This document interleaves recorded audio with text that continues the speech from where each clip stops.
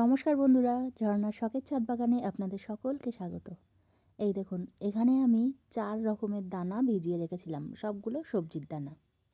এখানে আছে বরবটির দানা, শসার দানা, চাল কুমড়োর দানা আর উচ্ছের দানা। এগুলো আমি কালকে বিকালে ভিজিয়ে রেখেছিলাম, আর আজকে সকালে এই দানাগুলোকে বসিয়ে দিচ্ছি। এই দানাগুলো বসানোর জন্য 4টে টব রেডি করে নিয়েছি। এখানে এই সব এক একটা টবে এক এক রকমের দানা বসিয়ে দেব। প্রথমে চাল কুমড়োর দানাগুলো বসিয়ে দিচ্ছি এই ছোট্ট টবে। একসঙ্গে অনেকগুলো চারা বেরোলে তারপরে পার্মানেন্ট জায়গায় বসিয়ে দেবো এক এক করে তুলে তুলে। আর এই টবটাতে দিচ্ছি এটা হলো বরবটির দানা।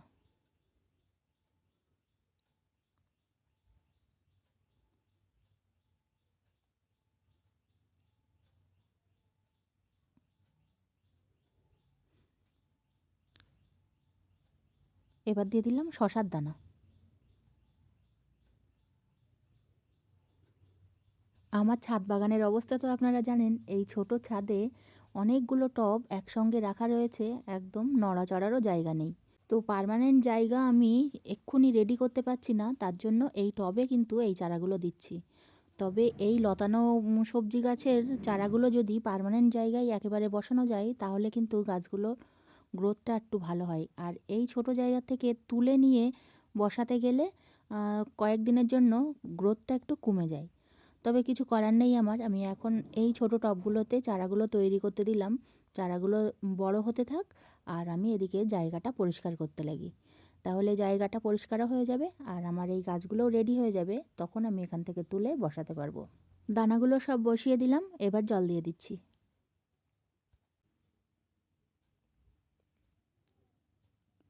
আর এদিকে দেখুন, আমার এই গোলাপ গাছে আমার কাপড় বেঁধে গিয়ে পড়ে গেল আর গোলাপের এই বালতিটা ভেঙে গেল। গোলাপ গাছের খোঁচা তো আমি খেলাম, তার উপরে বালতিটাও গেল ভেঙে। এই দেখুন, গোলাপের কয়েকদিন আগে কাটিং করে দিয়েছিলাম, কি সুন্দর সব ডগা বেরোতে শুরু করেছে। তো এই অবস্থায় তো রেখে দেওয়া যাবে না, বৃষ্টি যদি একটু হয় তাহলে তো মাটি ধুয়ে বেরিয়ে যাবে। তো এরকে আবার নতুন টবে প্রতিস্থাপন করতে হবে। তার জন্যে হঠাৎ করে নষ্ট হলে না, কিসে বসাবো সেই চিন্তাই করতে থাকি। তো একটা স্টিলের বালতি আমি জোগাড় করেছি এটা বসানোর জন্য। এই দেখুন, প্রথমে এই বালতিটার মধ্যে পাতা লতা দিয়ে খানিকটা ভর্তি করে নিচ্ছি, কারণ এই বালতিটা অনেকটাই বড়। এতটা মাটি আমার কাছে নেই এখন আপাতত। তো এই পাতালতা দিয়ে তার উপরে কিন্তু এই গোলাপের গাছটা আমি বসিয়ে দেবো। তো এইভাবে বসাতে গেলে হবে না, নিচের দিকে কিছুটা মাটি আমাকে ছাড়িয়ে নিতে হবে। তো নিচের দিকে খানিকটা মাটি আমি ছাড়িয়ে নিয়েছি, সেই মাটির সঙ্গে একটু গোবর সার দিয়ে ওপরের দিকে দিয়ে দেব। তো গোবর সারটা দলা হয়ে আছে, সেটাকে ভেঙে নিলাম। এই দলা হয়ে থাকার কারণটা হলো আমি কাঁচা গোবর বস্তার মধ্যে এনে রেখে দিয়েছিলাম 5-6 মাস। তো আস্তে আস্তে গোবরটা শুকিয়ে এরকম দলা হয়ে গেছে। এখন আমি গাছে ব্যবহার করার সময় ওই ভেঙে ভেঙে মাটির সঙ্গে একটু মিশিয়ে দিই, তাতেই হয়ে যায়। তো এই মাটির সঙ্গে আমি গোবর সারটা মিশিয়ে নিলাম। এই দেখুন, এই বালতির মধ্যে দিয়েছি, বালতির এই সাইড দিয়ে এই মাটিগুলো চেপে চেপে দিয়ে দেব। বালতির এই সাইডে যে জায়গাগুলো আছে এই জায়গাতেই কিন্তু আমি এই গোবর সার মেশানো মাটিটা দিয়ে দিলাম। যতটা ধরবে ততটাই দিয়ে দেব। এই কাজটা কিন্তু আমার এক্সট্রা কাজ করতে হচ্ছে। আমি যদি কাপড়ে খোঁচা না খেতাম তাহলে কিন্তু আমার এই কাজটা করতে হতো না, বালতিটাও ভাঙতো না আর এই কাজটা আমার করতেও হতো না। তো যাই হোক, কাজটা করা হয়ে গেলে শান্তি, যতক্ষণ না কাজটা করা হচ্ছে ততক্ষণ মনের শান্তি নেই।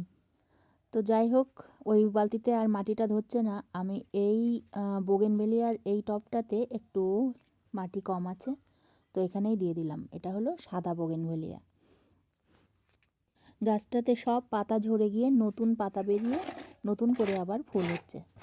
তো ওই গাছের গোড়ায় অনেকটাই জায়গা ছিল, তো এই মাটিগুলো তুলে ওই গাছের গোড়ায় দিয়ে দিলাম, দিয়ে জায়গাটা পরিষ্কার করে নিচ্ছি। এই যে জায়গাটা আমি পরিষ্কার করে নিলাম। এই দেখুন, গোলাপের নতুন ডগা বেরোতে শুরু হয়েছে। আর এদিকে বোগেনভেলিয়াটা গোড়ায় একটু মাটি পেয়ে গাছটা আরও ভালো হবে। এবার চলুন নতুন ছাদে কতটা কাজ এগোলো সেটা আপনাদেরকে একটু দেখিয়ে আনি।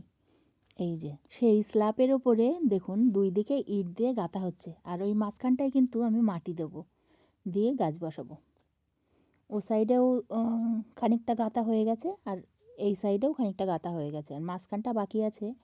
এটা আবার পরের দিন হবে, পরের দিনও আপনাদের সাথে শেয়ার করব কতটা কি আমার ছাদ বাগানে কাজ এগোলো। তো এবার গাছে জল দিয়ে দিচ্ছি।